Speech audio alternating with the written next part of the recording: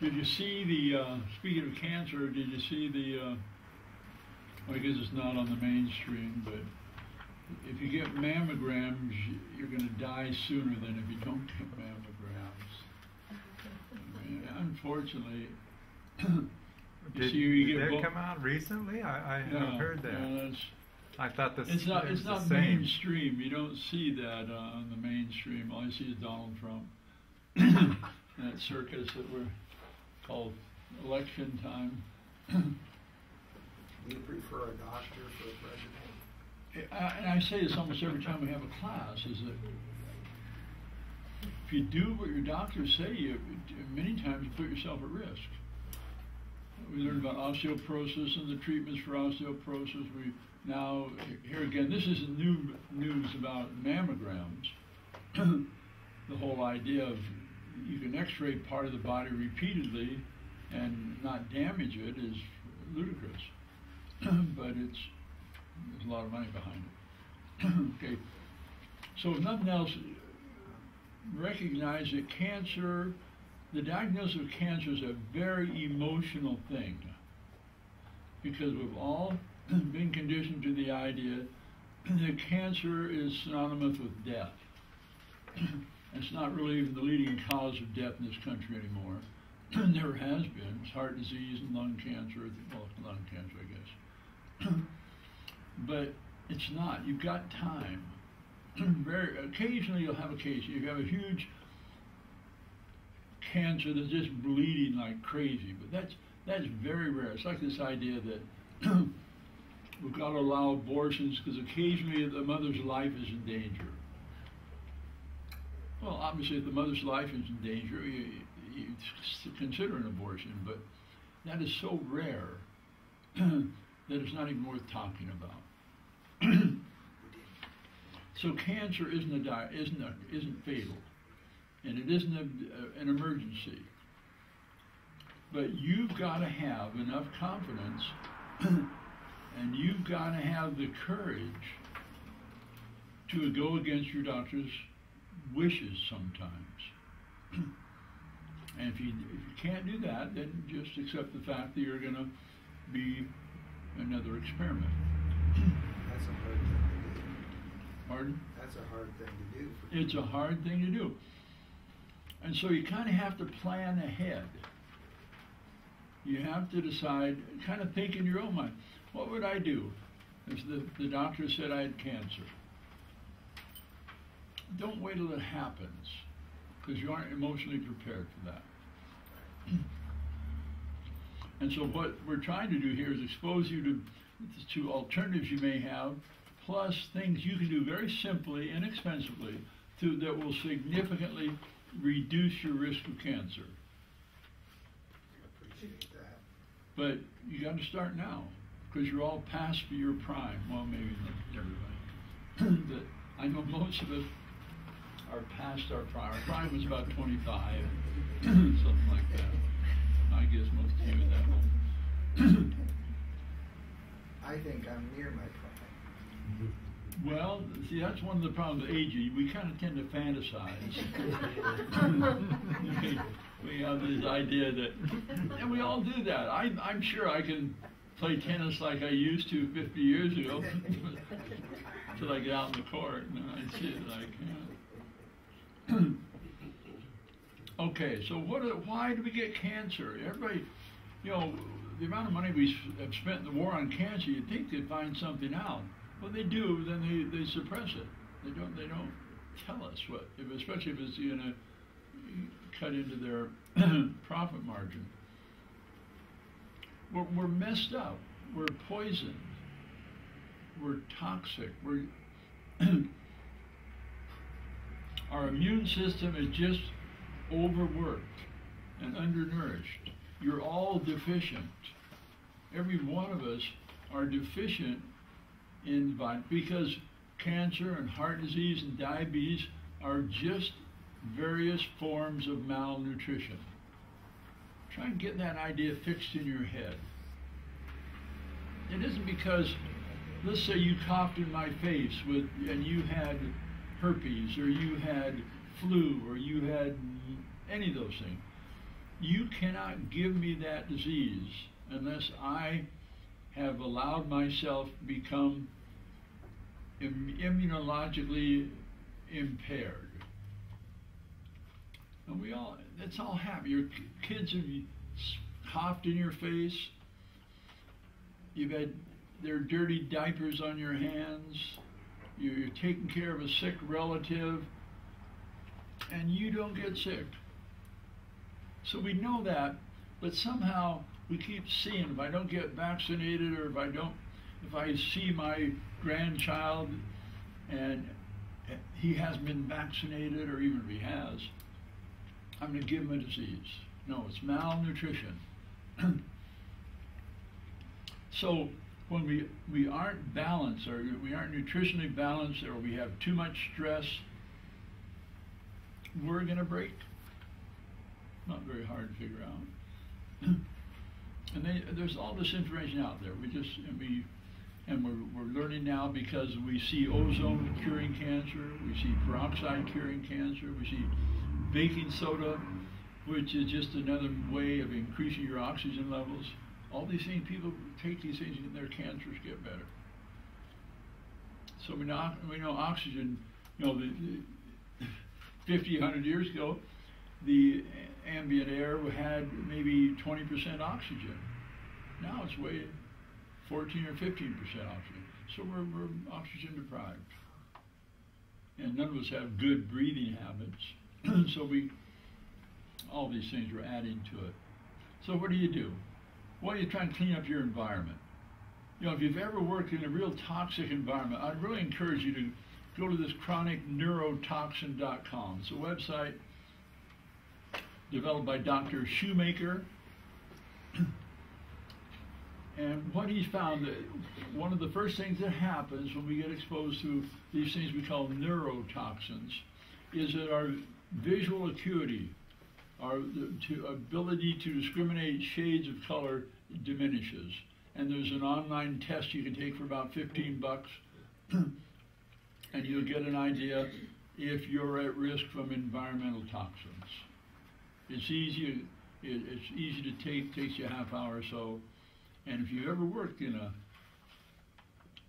chemical factory, been around printing factory, people that work in a print shop should have that done. Okay. Now, prevention's really a hard sell. If the doctor says you got cancer, boy, you'll do anything. But if he says, one chance in 25% you're going to get cancer, probably not me. And so to say to you, look into the breath slim. Maybe someone will do it. Most of you won't. But that's okay. Keep it in mind. Have some sort of cancer file available, because you won't remember it. It's just a little gadget, simple handheld gadget, costs about $40, $50. It teaches you to breathe. It teaches you ways to utilize your entire lung, and so you get more oxygen into your system. All sorts of good things happen when you breathe properly. And then if you're at the same time using baking soda on a regular basis, you'll get twice the value of it. Now again, we say it over and over again, learn to douse. Learn to douse. Invaluable to skill. And you don't want to learn it after someone scares you. Learn now. I say it every time. Anyway, because you're going to be overwhelmed. You're going to be overwhelmed just what we say here in the next few minutes. And you can't do it all.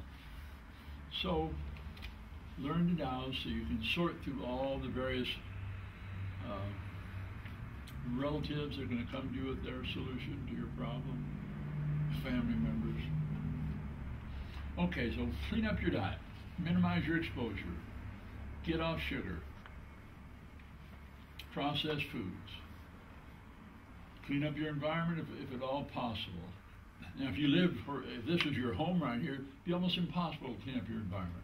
10,000 cars go by every day. So, some things you can control. If you could move. This isn't. What's really frustrating, you go into Eugene and you see these people jogging down Coburg Road. Can you? What are they thinking? I can't think of them.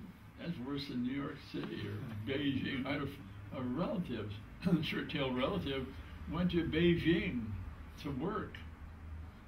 She came back. You can't go back. They say living in Beijing is like smoking 2 or 3 packs of cigarettes a day. Wow.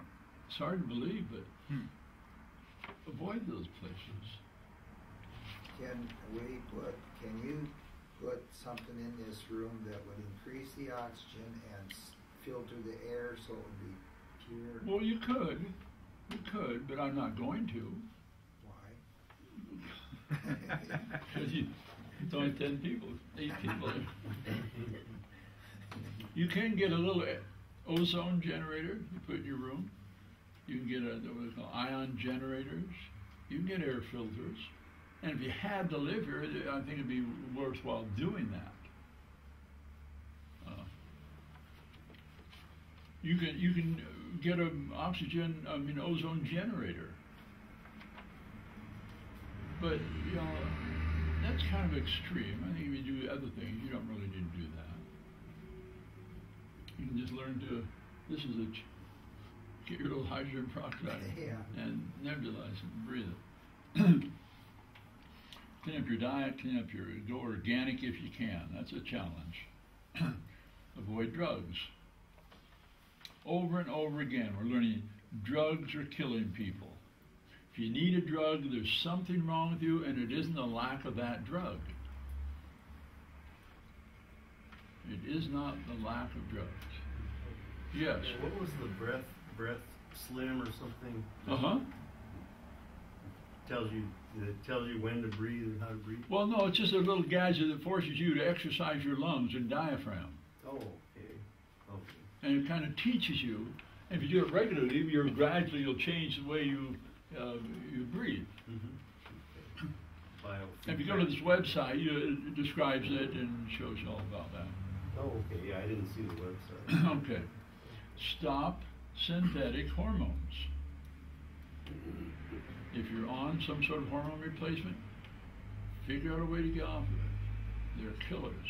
If you know someone on birth control pills, probably can't do much about it, but you could educate them. But birth control pills increase your risk of cancer. You ever seen some of the pink ribbon on tell you that? I just don't do it. Thyroid deficiency. I talk about that so much, I think I talk about it in my sleep. But it's critical. I was just putting something in the newsletter, the email. There's a estrogen, a certain form of estrogen is a major cause of cancer. And when we're vitamin mineral deficiency, our body makes more of estrogen. Men make more estrogen. You see so many men that need a brassiere or girdle. They're big hips and they're busted because of this estrogen. They're like pre-pubertal girls, where they're just developing because they're getting this surge of estrogen. You see older men doing that because their bodies are making too much estrogen. And we didn't mention here, but it's vitamin mineral deficiencies, smoking, obesity, caffeine, alcohol, all these things. It speeds up that enzyme, converting testosterone to estrogen. Fat cells have this enzyme, so they convert testosterone to estrogen. So that's why we encourage people to lose weight and stay away from estrogen-like foods. Soy. Stay away from soy. Yep. Is there a natural substance to take for thyroid deficiency. For which deficiency? Thyroid deficiency. I don't understand what you're saying. Thyroid. Oh, yeah. What do you mean by a natural substance? An herb, a vitamin. There are vitamins and minerals that help your body make more thyroid. You take the amino acid tyrosine and you take iodine, which many of us are deficient in, then your body has more of the raw materials. And then you have to have things like zinc and selenium to help your body convert the inactive thyroid hormone to the active one. And so there's a variety, in fact, there's supplements that have most of these factors in it. But in my opinion, a lot of people need those, but in addition, because of they aren't starting to work on this until they're older, they probably need thyroid hormone in addition. Your thyroid's low, your risk of cancer goes up. So, yes, Mary? Yeah, this past year I ended up with a doctor who didn't want me to take thyroid anymore because he said when you've taken it most of your life, you've already been ruining internal organs. And he's You're doing what to your internal organs? Injuring your internal organs. And so he's not willing to prescribe thyroid for me anymore. He's an idiot. That's kind of what I was thinking. He's not an idiot, but he's just an ignorant. They call uneducated voters, you heard that term maybe? He's an uneducated doctor doing a lot of damage. When I was here last week, I bought the thyroid that you sell. And then when I got home, I did the... That's what you should do. Well, I did, and it said it wasn't good for me, so I brought it back. Okay, that's fine. I took one capsule if I did that. Okay, we'll find one that is good for you. I got an email from a doctor in Alaska this week, and his license has been revoked because he's using natural thyroid. That's the state of the educational level of many, many doctors. It's tragic. It's criminal. My doctor I was seeing had me on thyroid. It's called the levothyroxine. Yes, uh-huh. Is that a good thing to be on? It's the only thing I take in medicine. Well, for some people, it's okay because levothyroxine is your thyroid makes T1, T2, T3, and T4. About 80% of what you make is T4, maybe 15 is T3, then the others make up the difference. Now, the only one that gets into your cell is T3. And so your body has to convert T4 into T3 for this to do any good. To get this conversion to take place requires these cofactors, you might say, zinc and some other things. And you have to have healthy cell membranes. So you have to be trying to avoid bad fats, trans fats, feedlot fats. So your cell membranes are healthy. And so it's complex. Now, a lot of people can do this, but a lot of people cannot. And so, in my opinion, it's best either to use the T3 or to use the whole gland and let your body try and make that. But to give it just this, I think is, unless someone follows this clinically, not by the blood test, because here again, the major blood test doctors use is the T4 test or the TSH test. And TSH responds to T4, not to these others. So is that 80%, is that what she's giving me? Yeah, that's all she's giving you. So it's... And unless you have a way to clinically figure out, it's like the guy fixes your car because you're only getting 5 miles a gallon. And he says, I've fixed your car. How are you going to test that? You go out and drive it. Now, if you're getting 15 miles a gallon, hey, okay, you did a good job. But if you're still getting 5 miles a gallon, you might want to get a different mechanic. And so what you have to do, the only way, you have to make a clinical assessment, not just a TS, a blood test. So you have to do things that will enable the body to transfer that 80% up into the... Well, you have to do whatever it takes to get the hormone into the cell so you get the energy production that you need. Which would be the iodine and It may be, but what you have to find out is you have to do your basal temperatures. You have to assess your thyroid, functional thyroid status. Am I sleeping better? Do I have more energy? Am I losing weight? Are my bowels working well? Can I think clear? See, those are the things thyroid does for you. And so, in my opinion, a clinical evaluation is much more important than your blood test. Okay. So what are the things we need to get busy with? Okay. Just, if you had to pick a few, and I don't know, everybody's going to do it differently, but if we look at the statistics, you can reduce your risk of getting and dying from the major cancers, breast, prostate, colon, by 75%, just with vitamin D. That's amazing. But you have to take enough. And the only way to know for sure if you're taking enough is either doing the blood test or learning to dose.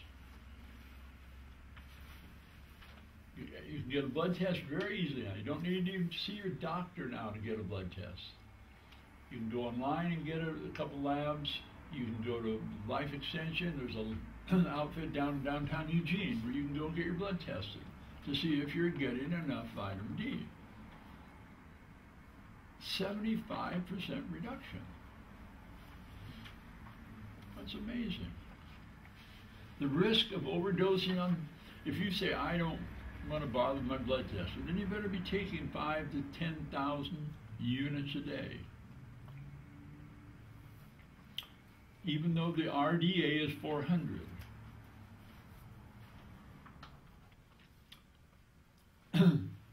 You'll hear scare stories, oh, you're going to get vitamin D toxicity. Well, that's possible. But they're really saying now, the people that study vitamin D, they're saying, sure, if you take 10,000 units a day for 6 months, you'll probably get vitamin D toxic. Maybe. But in Russia, in the early part of the 20th century, they were giving kids 50,000, 100,000 units a day for all sorts of things for extended periods of time. And it's amazing what happened.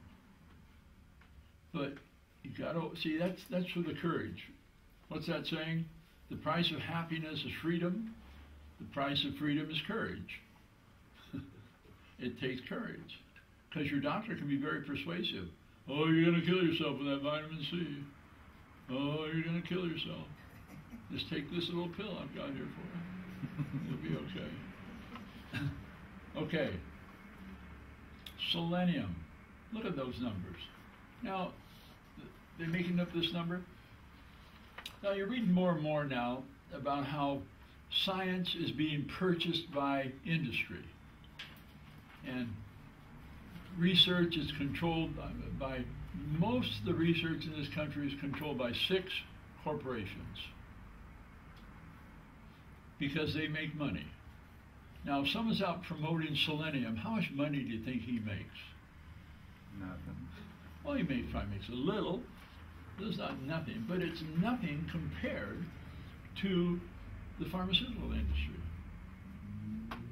because they can't put a patent on selenium.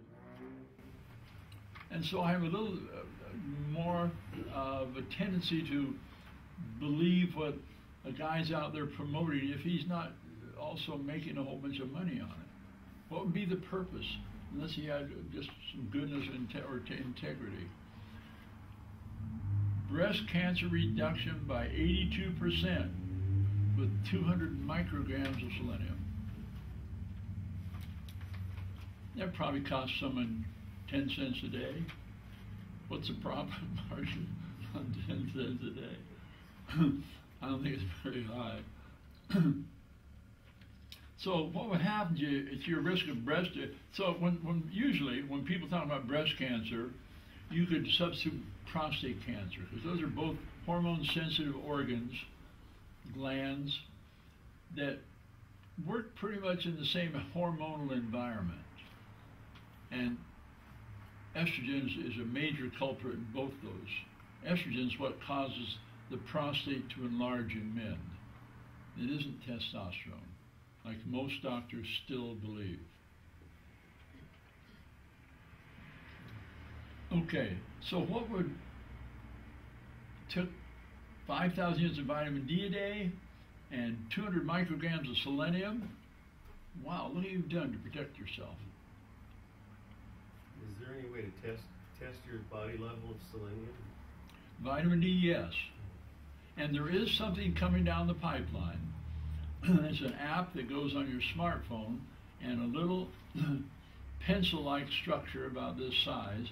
And there's acupuncture points on your fingers and toes that apparently relate to your nutritional status regarding vitamins and minerals. Fascinating. And you touch yourself here, it'll indicate whether you, I'm just making this, your selenium level is adequate. That's fascinating. I'm not pretty high on my to-do list. And the other way would be here again. You develop some confidence in muscle testing or dowsing, you can get a pretty good idea. Okay, so iodine. Iodine is critical because, like I said here, it triggers the normal life cycle in cells. You know, our cells apparently are programmed with the ability to reproduce a certain number of times. Now, if you damage the DNA in that cell, then that doesn't count. But once it gets to a certain age, then it's more likely to reproduce abnormally. And so we want our cells to die when they're supposed to. That's kind of the model they're using for Obamacare, right? We're supposed to die when we're supposed to. And he's going to tell us when that is. Anyway, iodine's critical for this. And you're very, very likely, unless you're taking 10 to 20 milligrams of iodine a day, you're iodine deficient. And so here we got a vitamin D deficiency, we got selenium deficiency, we got iodine deficiency to begin with. And so we wonder why we have a cancer epidemic. Because we're deficient. You've got to take vitamins. Vitamin C. 30 years ago at least, vitamin C and Linus Pauling and a surgeon named Ewan Cameron took 30 or 40, I don't know, 50 terminal cancer patients, either people in the hospital dying of cancer. They'd done all the things they could to them, and they just said, well, we can't do any more. The people finally said, I don't want you to do any more. And they took those people and gave half of them 10,000 milligrams of vitamin C. And the only thing different, the people that got vitamin C lived 300% longer. Now, it may just be 1 day versus 3 days, but what would have happened if these people had been taking vitamin C from the beginning, since they got diagnosed, or even before they got diagnosed? Now, of course, that you don't hear about those studies, because here again, there's no. You've got to accept the paradigm that the medical business is an industry. Now, individual doctors, some of them are still really trying to help you, but they're forced into a box where they are not given the time to think much about how to really help you get better. They're trying to make you feel better. But they don't have the time or the energy, and there's a whole new ICD code book came out. They've got to follow the code books. If they don't get reimbursed. And anyway, we won't get into that. But most doctors don't have time and haven't been educated. How many doctors? I bet if you go to 90% of the doctors downtown, and you ask them how much iodine you take, they won't have a clue. They might say use iodine salt, if they're even willing to go out on the limb that far and say use salt. But they've still got this idea if you eat salt, you're going to die of heart disease. Your legs are going to swell up, and you're going to... Anyway, yes, you have a... In the year 2000, I had a heart infraction, which destroyed 75 to 80% of my heart. There's nothing we could do about it. And I was taking 4 different medications, and I started doing research on them and found out that a lot of them were really bad. And then I read that book about Linus Pauling, so I started taking the vitamin C and the lysine and proline. And every time I went back once a year for a doctor check, I never told her what I was doing. Never took the medicine again. And she said, well, so everything's amazing here. Everything's working great. And the heart doctor told me that your heart does not operate at 100%, it operates at 65%. And he said, whatever piece you have is operating at 60%, which is higher than most people. And I take anywhere between 10,000 or 14,000 grams a day of that. So you hear this story over and over again, if people do that. Yeah. Linus Pauling and Rask, there's a variety of doctors, but you do not hear that. So a good example, now the only other thing you should probably add to your regimen is more magnesium. I do take some, but just maybe not enough. Well, obviously you're doing well. Yeah. Whatever you're doing, keep it up. Don't bother with too many details. I got on a list for a stem cell possible, injections. Yeah, that they could do that for that, but I never got called. And I asked the lady one time, and she goes, "Well, this is just." Well, yeah, I might say if you're doing as well as you sound like you were doing, I'm not sure I'd. But see, what he's doing in addition to helping his heart, he's reducing his risk of cancer. That's great. Okay, naltrexone.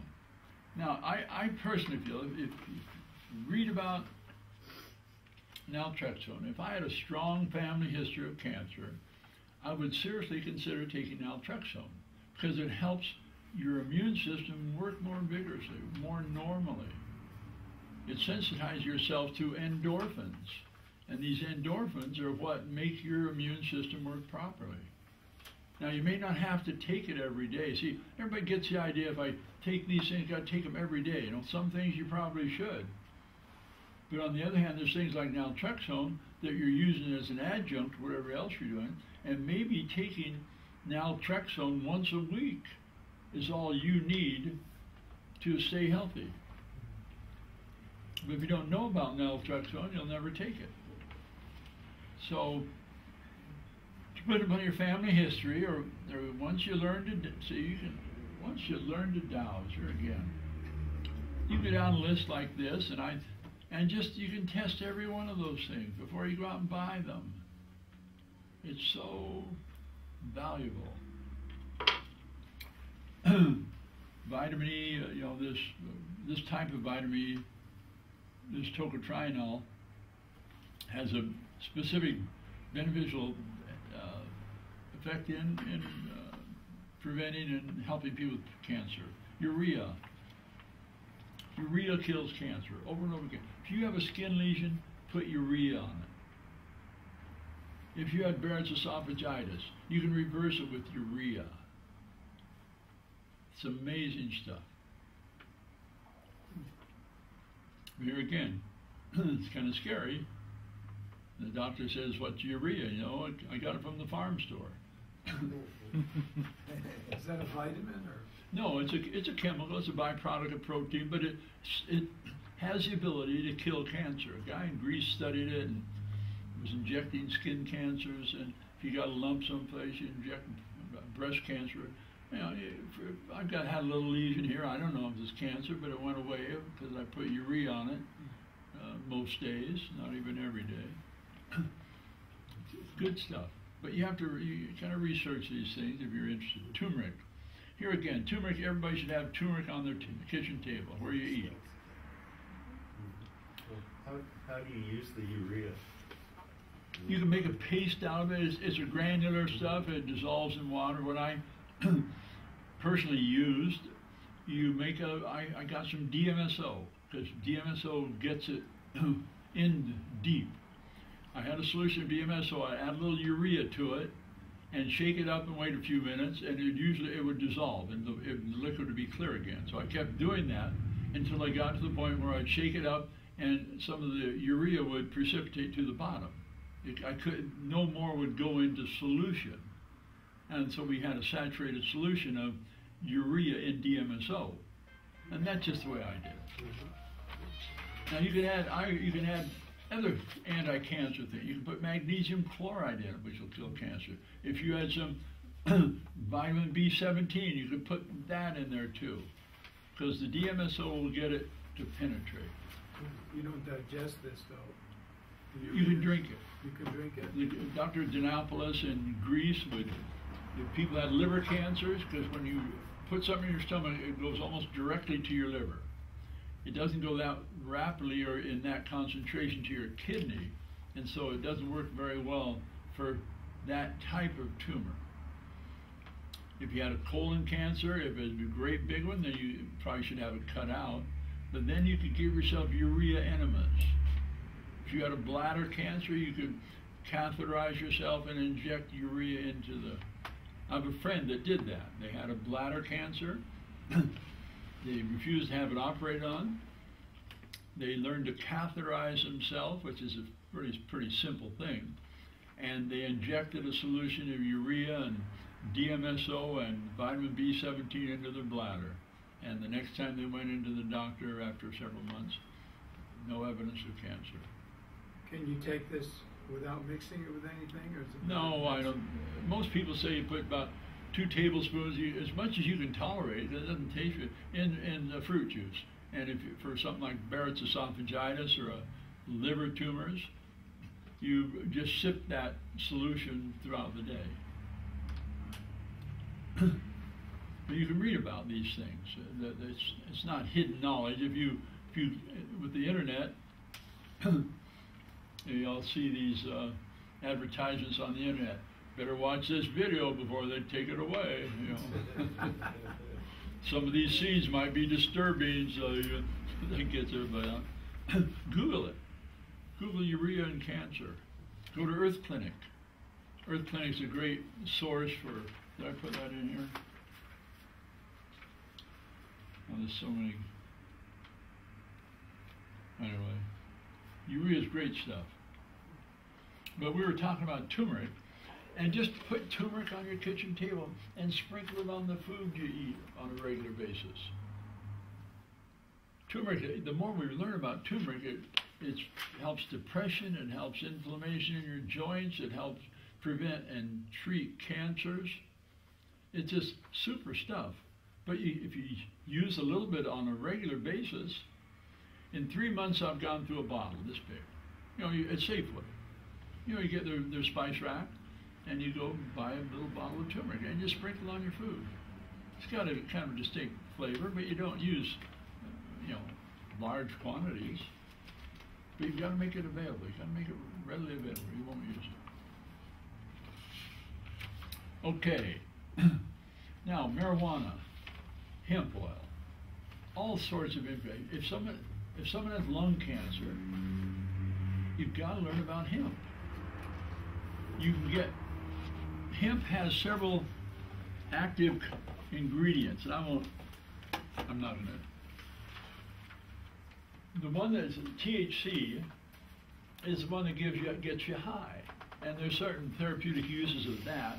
But for most situations, you don't need. You need the CBD. And you can buy hemp oil without a prescription in the United States, and they'll ship it to you. It's legal. It's called Bluebird Botanicals. Just like it's spelled, just like it's an outfit in Colorado, and they distill their own solutions. It's not real cheap, but it's not real expensive either. And you know, with the internet, I hope you all are using the internet. With the internet, you can take just about any topic and Google it, and you get so much information. It's kind of overwhelming. But just Google hemp oil or marijuana or cannabinoids and your condition. And I don't know how in the world the internet does it, but it selects out all those millions of articles and gives you information on that particular substance idea. Now, like I said earlier, well, we could go on and on. I mean, this baking soda. You know, sometimes you got to look at I put a page here. pH kills cancer. About halfway down the bottom of that second page.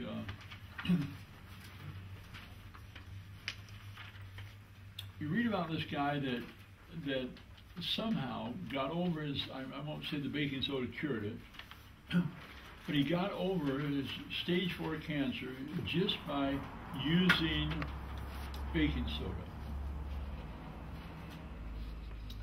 Now, if you look at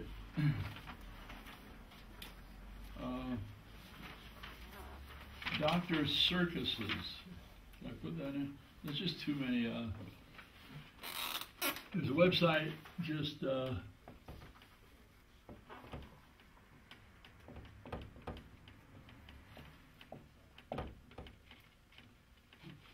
Dr. Circus.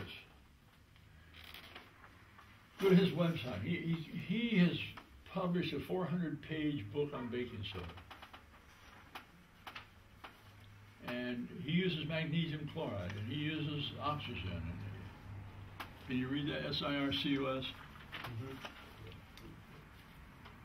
There's so much in it, but and so what I'm getting to really is use more baking soda every day. Put baking soda by your kitchen sink, and 2 or 3 times a day take a quarter to a half a teaspoon in some water.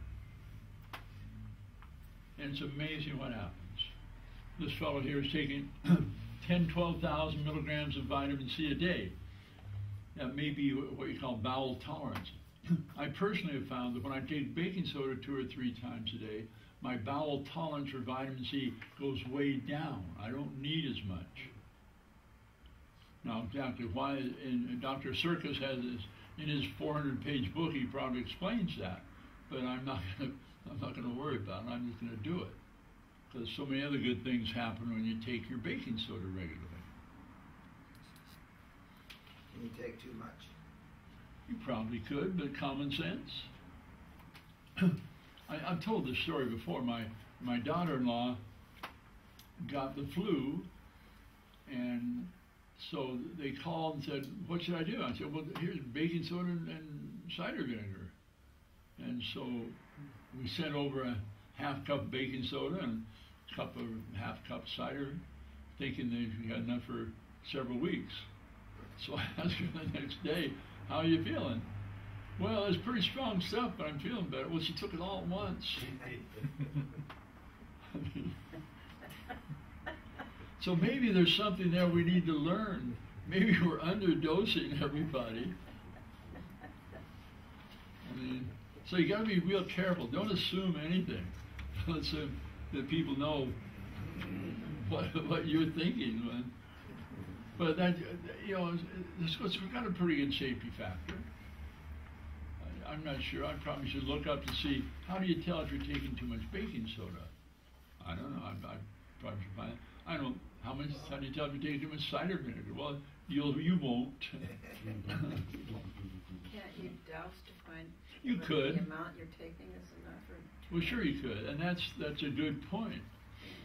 And you should, but I just read the book, and I don't always do what I say you should do, but the books say take a third of a teaspoon or so 6 times a day for the flu, and then 4 times the next day and 3 times the next day, and then most people are going to be over the flu by then. And so I don't know, maybe they get over in one day if you took a tablespoon 6 times a day. I don't know those things. Most people won't. I've got people that say, "Oh, I just don't like the taste," and so they have the flu. I mean, to me, that's just. Anyway. But if you go to the PH Kills Cancer website, you'll talk with a guy that cured his stage 4 prostate cancer. It went away. I mean, but here again, you aren't going to read about it. Okay, and then all these websites. Now, what I've decided I'm going to do, because this is too hard for anybody, you know how it is when you try and copy one of these websites and go to it. When you do it, let's see, I have to make sure you get everything. I'm just going to copy these. I'm going to send them out as an email, so you can just copy and paste and not have to try and type it in perfectly. So I'm going to try and put all these on one email and send it out as a cancer email, because I see a couple I'd like to add to it.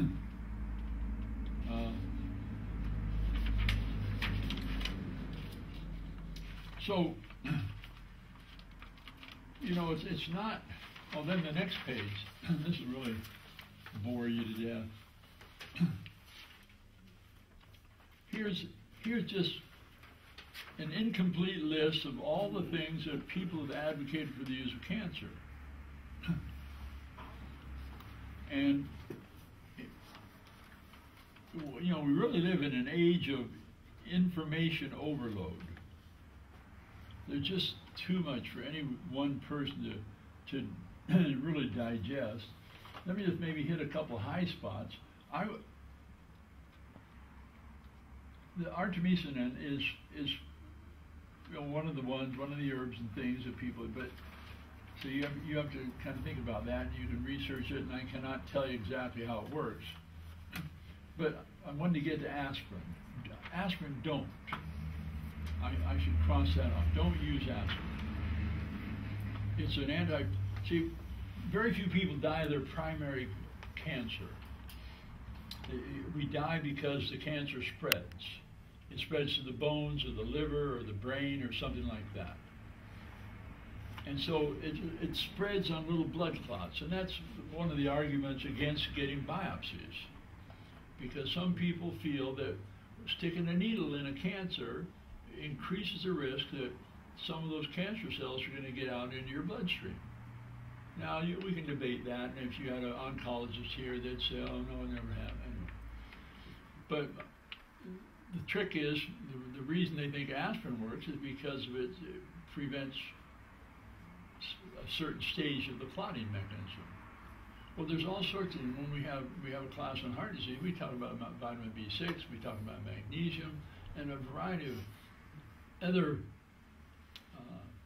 Wob enzyme, proteolytic enzyme you can take that are very, very safe, and don't do it. So I'd say if you're worried about cancer spreading, then you should be doing these other things we've already told you about. You'd be doing for other reasons, and that'll help prevent any cancers you might have from spreading.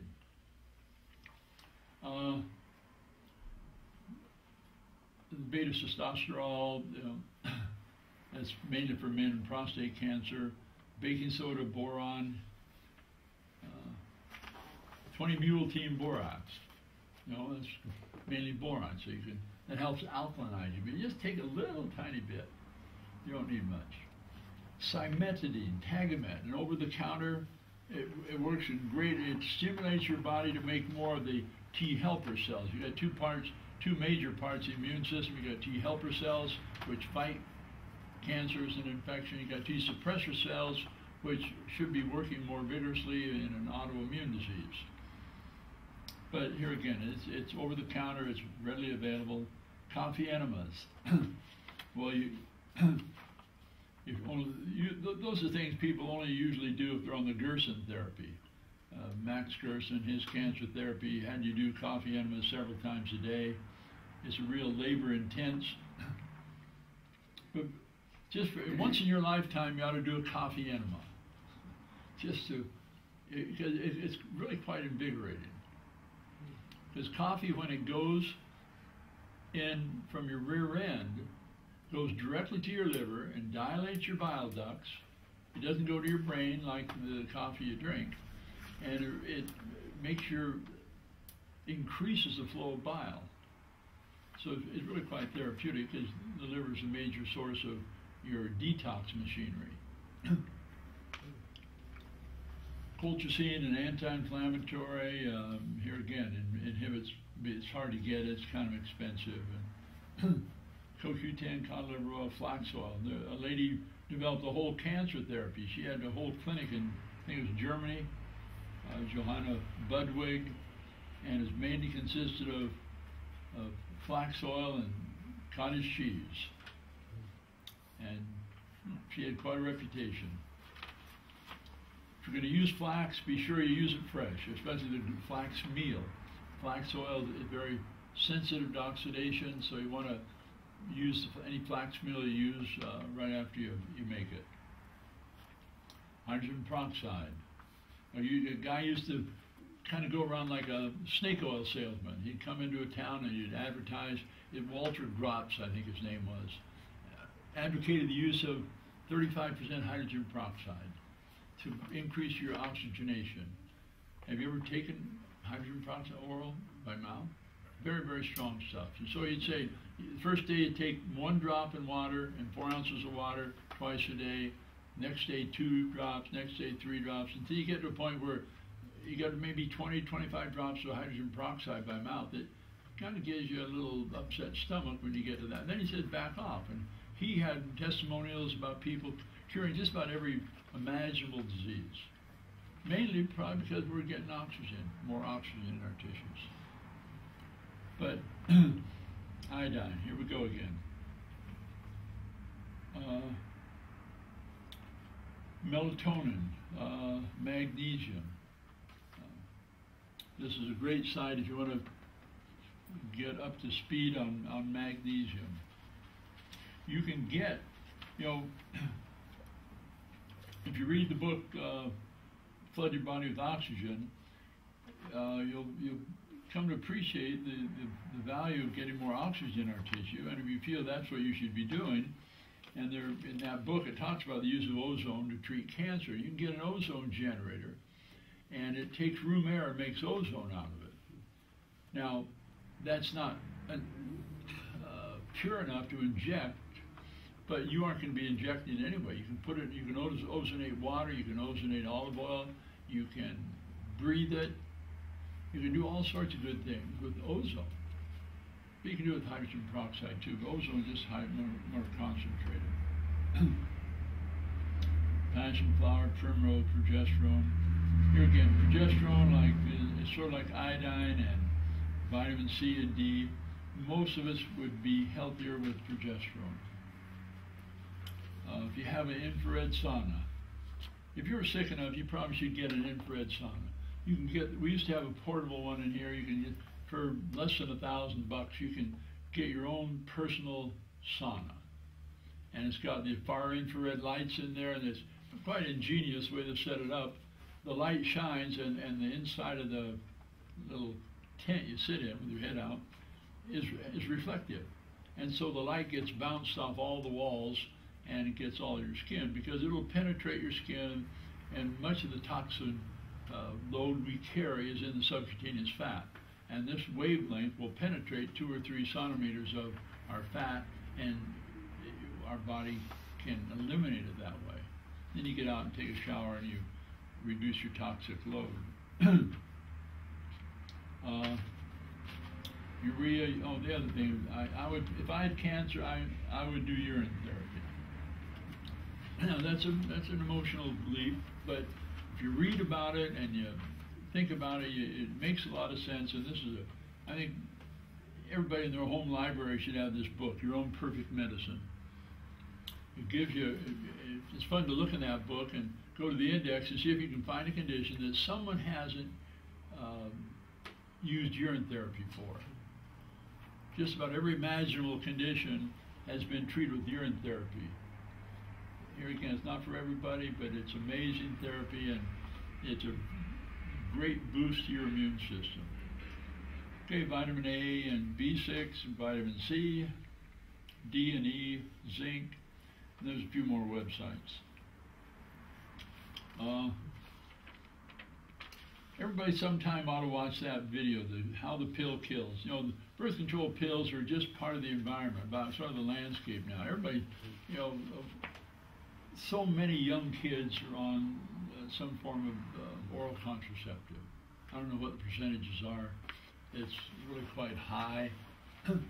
And we wonder why we have this epidemic of breast cancer. You know, it used to be one woman in 20 would get it, sort of like autism. You ever heard those sickening ads on TV about, on the radio where they, this guy talking about autism, and he says, at the end of the ad, gee, I went home one day and my wife looked at me and said, you know, our child has autism. And then they drop it. They don't tell you. They say how to recognize it. They don't say how to prevent it. Because to really do that, you got to start talking about vaccinations and all this other stuff we're doing to ourselves. But it's the same way with this Breast Cancer Awareness Week. Isn't that coming up? Breast Cancer Awareness Week, isn't that sometime in October? They'll never talk about birth control pills. They'll never talk about iodine. They'll never talk about mammograms. And we have an epidemic of it, and people just keep making money off it. So, okay, well, you have any questions about any of this? It isn't a cancer treatment class. It's a cancer awareness class. What you can do to reduce your risk. I have my own ideas. What I would do is if some doctor said, oh, that's cancer, I've got my own ideas that I've developed because I've prepared this class. I've got some ideas. You've got to find out what you would be comfortable with. If I had a big cancer someplace, I'd probably get it cut off. Especially if it's here, you know.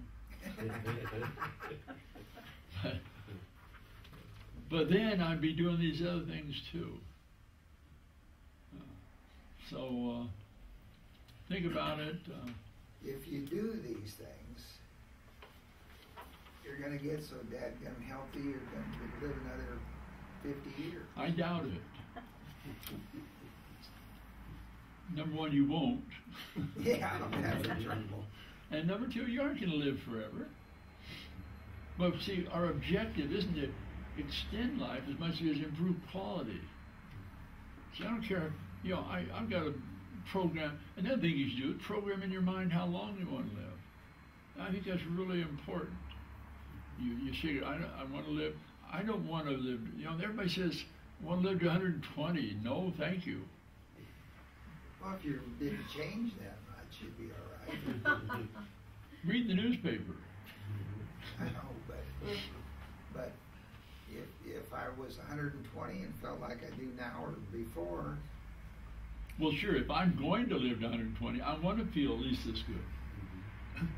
But I'm not, my goal isn't extended life, because I think there's more to life after life than there is in life. That's right. Yeah, so I mean, I want to do what I'm supposed to be doing here, but when I've done that, I want to get out of here. It's going, what do they say, hell in a handbasket? I mean, just look what's, I mean, now we've got, anyway, maybe you better turn off the camera. And this goes out to the world. You try and teach your kids, everything you post on YouTube, I mean, or Facebook, it become immortal. You can't pull it back. Well, you can delete it. No, you can't. Ask Hillary. Oh, that's right. I guess You, maybe you can't. can't delete anything. NSA is You want it on? I mean, everything's recorded. I mean, the real scary people say, the NSA is the people that control what's going on. Because if your congressman doesn't vote the way he does, the NSA is going to go pull up his records, his cell phone conversations with, and they're going to blackmail him. Why does our Congress allow the president? Well, anyway. So anyway, no, you got to get busy and do these things. A friend asked me if I would take my tape recorder and record you talking. Are you willing for that to happen? You can go on YouTube. You can go on Dan Holt. I don't know how. Well, okay. Constant motion, daily motion. What's your? No, youtube.com/user/Dan Holt video. If I take and grow my food, and I'm eating a lot of green food, sprouts and stuff, I'm getting a lot of iodine. Not much iodine, probably. Well, they say you get iodine in green leafy food. I don't. If the soil is healthy, I don't think President John Adams, when he was a farmer, they could go harvest seaweed and dry it and grind it and put it on the fields. But if I eat a lot of that unprocessed food and natural foods, I shouldn't have to take too many vitamins. Well, that sounds good, but I doubt that you really be getting really what you need. Unless you can convince me with that's what this new gadget is going to be able to do. But I think for most of us, you aren't really going to get. See, you're 50 years, 60 years old, so you've had 50 or 60 years of deficiencies you're trying to make up. Yeah. Your digestive system's worn out a little bit, so you aren't as efficient as you used to be. And so maybe if your diet was ideal, you'll be better. But for my opinion, I'm wrong. I'm not gonna. The last few years of my life, I'm not gonna feel as good as I should. But if my energy level comes up and my health gets better, Yeah. and my voice gets cracking, That's called puberty. Yeah. Well, it's hard. It's hard to know. I've been taking these vitamins. Has it made a difference in my health? I don't know, because I didn't have the same lifetime without my vitamins. So you can never have a double-blind study. That's why I think the muscle testing and safety and are the factors you have to rely on. Is there a way to get better absorption of vitamins? Yeah, for most of us, I think for most people, capsules are better than tablets. You may tolerate the tablet, but a lot of people that have trouble. I think after you hit 40 or so, improve your eating habits and take something to help you digest your food. If nothing else, cider vinegar, sip with your meals. Better, I think, a little better is Protogen with hydrochloric acid in it. Yeah, we need to. As far as absorbing the vitamins you're trying to help you take. Mm-hmm. And you get more vitamins out of the food you eat too, if you break it down more efficiently.